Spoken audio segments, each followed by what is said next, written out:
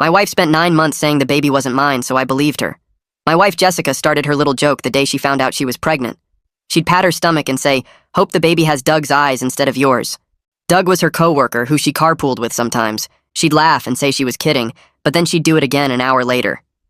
At first, I tried to laugh along because pregnancy hormones make people say weird things, but Jessica never stopped.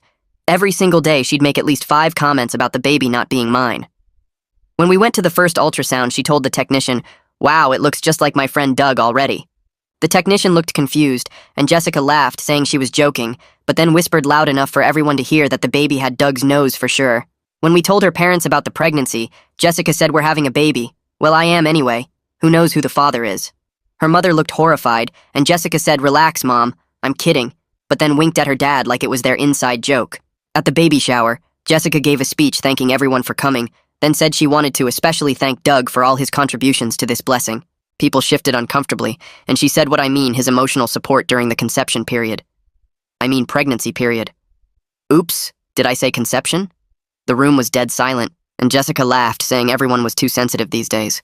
She did this everywhere we went. At the grocery store, she'd tell random strangers that I was raising another man's baby, but I didn't know it yet. At prenatal classes, she'd introduce me as her husband who thinks he's the father.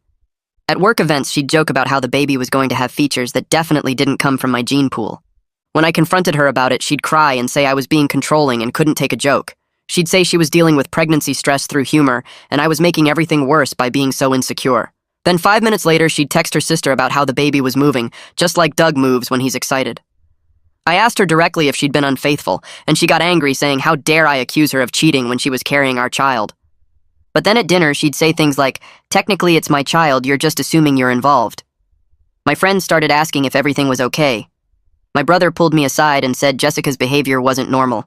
My mother straight up asked if I needed a paternity test, but Jessica would tell everyone I was being paranoid and jealous and that she'd never been with anyone else. Then she'd immediately make another joke about Doug being the real father.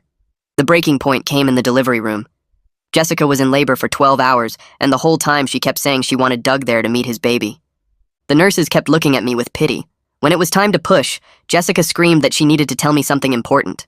She grabbed my hand and said, "The baby really isn't yours. I need you to know that before it's born." I stood up and said, "Okay, then I'm leaving." Jessica screamed, "What are you doing?" I said, "You've told me every single day for 9 months that this baby isn't mine.